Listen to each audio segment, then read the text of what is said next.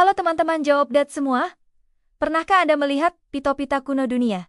Katakanlah sebelum tahun 1600-an? Jika ya, ada satu hal yang mungkin sangat mengganggu, di mana Indonesia, Kepulauan Nusantara yang kini kita kenal sebagai Indonesia, dengan segala kekayaan rempah. Peradaban besar seperti Sriwijaya dan Majapahit, dan jalur pelayaran yang ramai, seringkali absen sepenuhnya. Atau, jika ada, hanya digambarkan secara samar-samar, seperti noda tinta kecil di ujung dunia. Misteri ini jauh lebih kompleks daripada sekadar ketidaktahuan geografis. Sejarawan modern punya argumen kuat, ketidakhadiran Nusantara di peta kuno adalah hasil dari operasi sensor informasi yang disengaja. Peta bukan hanya alat navigasi, peta adalah senjata perang.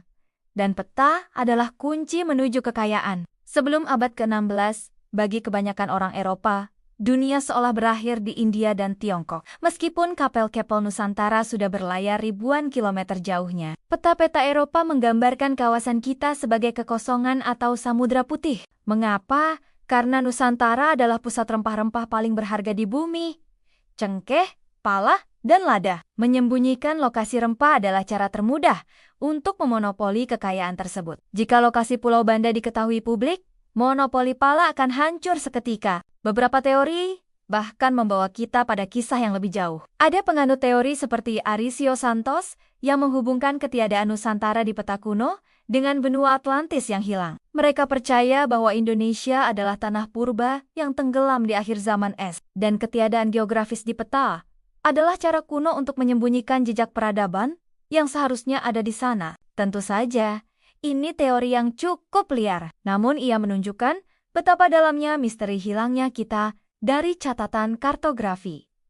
Namun, mari kita kembali ke realitas politik dagang. Coba lihat peta Piri-Reis yang terkenal dari tahun ke-1513.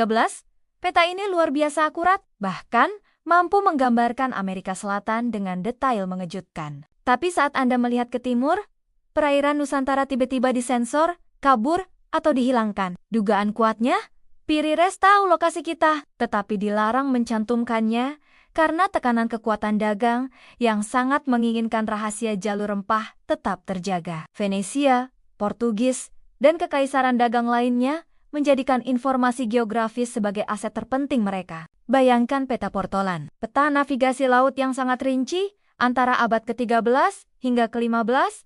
Peta ini bisa sangat akurat untuk Mediterania, tetapi ketika mencapai Hindia Timur, tiba-tiba peta itu diisi dengan monster laut, naga, atau lubang hitam. Ini adalah taktik psikologis dan politik. Jika Anda membuat timur terlihat mengerikan dan tidak dapat dijangkau, Anda tidak akan memiliki pesaing. Rahasia ini dirangkum dalam satu kalimat.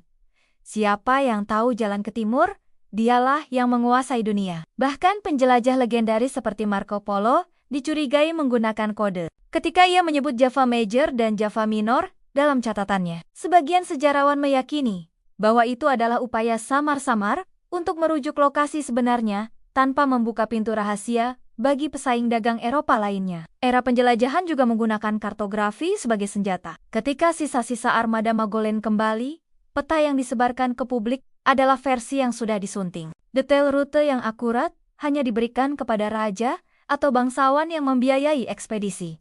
Versi cetak untuk masyarakat luas, Nusantara kembali tenggelam dalam Samudra Putih. Yang paling menarik adalah taktik kartografer Portugis Fernão Vaz Dourado pada 1570-an. Dalam peta pribadinya, dia menggambar pulau-pulau yang geles-geles identik dengan Jawa dan Sumatera, tetapi tanpa nama. Tujuannya sangat jelas, negara pesaing seperti Belanda dan Inggris tidak akan bisa mengklaim wilayah tersebut karena secara teknis, wilayah itu tidak memiliki identitas. Ini adalah bentuk penjajahan paling sunyi.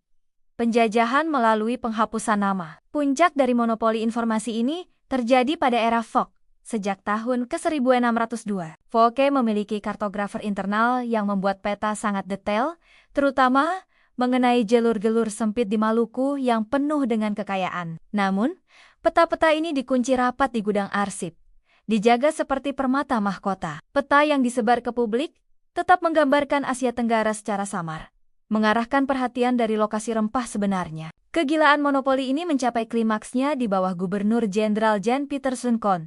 Ia secara eksplisit memerintahkan pemusnahan catatan rute dan peta yang tidak bisa dikendalikan. Kon bahkan mencetak ulang peta dunia, memastikan pulau Banda Pusat Pala dihilangkan atau diubah posisinya agar para pesaing tidak pernah tahu pasti di mana harta karun itu berada. Sampai abad ke-18, wilayah kita masih disebut Indian Archipelago atau Malayi Archipelago. Nama Indonesia sendiri baru diperkenalkan pada pertengahan abad ke-19 oleh akademisi Inggris George Windsor Earle dan James Richardson Logan, bukan oleh penduduk lokal. Ini menunjukkan bahwa dalam narasi global barat, kita lebih lama dilihat sebagai komoditas, sumber kekayaan yang harus disembunyikan dan dieksploitasi daripada sebuah wilayah berdaulat dengan peradaban yang kaya. Jadi, ketiadaan Indonesia di peta kuno adalah warisan dari perang informasi, sebuah upaya sistematis untuk menenggelamkan identitas kita demi keuntungan dagang. Ini adalah pengingat bahwa sejarah seringkali ditulis oleh mereka yang memegang kekuasaan. Tugas kita sekarang,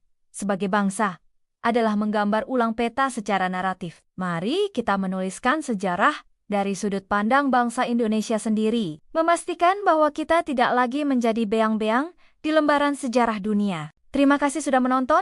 Jika Anda suka konten seperti ini, jangan lupa like, subscribe, dan bagikan ke teman-temanmu. Sampai jumpa di video berikutnya.